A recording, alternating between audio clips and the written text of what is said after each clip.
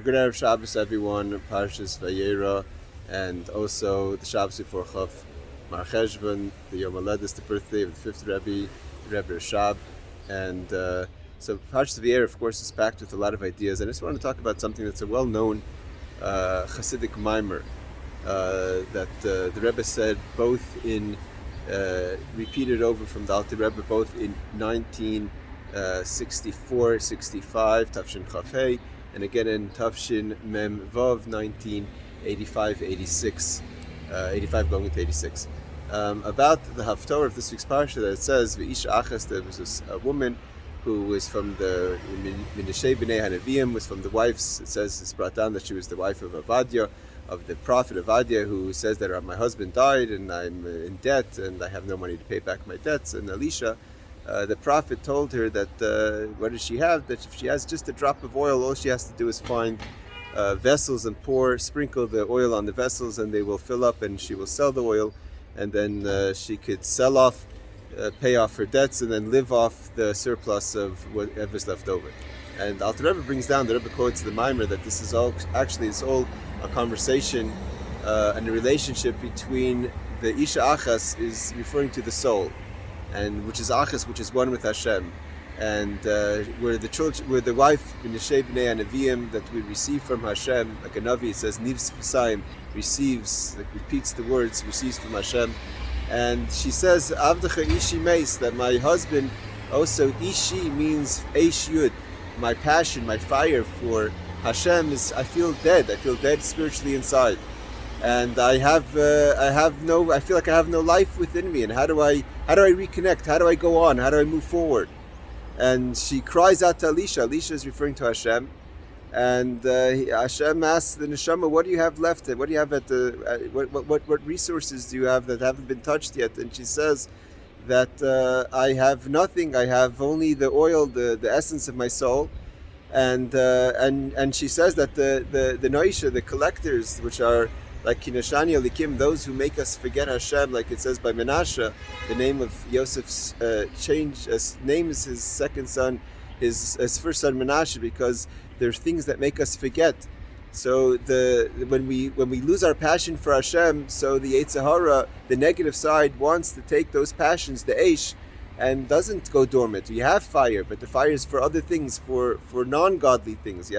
You have passion for foreign passions and for foreign loves that are not godly, and the soul's crying out, and the soul's crying, doesn't know what to do, and all I have left is essence, this little bit of oil that represents the essence of my soul. So the prophet says that if you sprinkle it on empty vessels, which means even if you're going to perform mitzvahs and Torah mitzvahs that have no meaning, have no passion, but just do it, you're pushing yourself, Mesiras Nefesh, because that's what Hashem wants us to do. Or even more than that, when you contemplate and realize the emptiness of your life because you have no passion for Hashem, that itself will awaken, will fill up with all the blessings of Hashem to become a vessel, so much so because of the merirus, the bitterness, the emptiness that you feel, it is itself is going to reconnect you, so much so that your av and yira, your love and fear that was not there anymore, is going to survive and siphon off the surplus of what you've been able to do by reaching the level of bittul, of self-nullification, of realization how far you are from Hashem. It is in itself Yisr Na'ara Bar Min HaChayshech, the light that comes from the darkness. And I just want to say a point, that this is a famous, well-known mimer, but I just want to say a point that the Rebbe says that when a person reaches the level that you feel empty and you reconnect with this inner part of yourself that's so deep, the spark of the essence of your soul that's beyond being damaged, that's beyond being empty, and you reveal that within yourself. So it's kind of, you get yourself out of your space. You're no longer in touch with what's called encompassing energy of yourself. So the question the Rebbe says is, but how do you take that, and how do you move on? That's no longer just the moment of when you're out of yourself, but how do you take that and internalize that to your day-to-day life? That your children, the passions from within you, should be able to survive off that. That when you get out of that moment of elevation, that you should be able to move in your life in a way that you're no longer spiritually, so to say, spiritually feeling spiritually dead. And the Rebbe says, because that's the point. The point of a Yid is that even something that's so out there, like it says, mitzvah zois, even the mitzvahs that are far, that nifleis and rechaika, they're not far from you. Leimimcha means even though in theory there's certain parts of ourselves that are so abstract that you don't even realize, how could I internalize these feelings and this becomes part of my day-to-day life, where I'm feeling to reconnect again. That even though it seems so far, they're not far from you, because you're a Yid and you have an essence of the soul, and you can internalize. You can internalize the abstract. You can internalize the encompassing energies. All you have to do is focus, and all you have to do is try, and all you have to do is want to, and all you have to do is to realize, to make yourself a vessel. And then it's not just going to be moments that are beyond, outside of yourself, but you're going to be able to live on a day-to-day basis.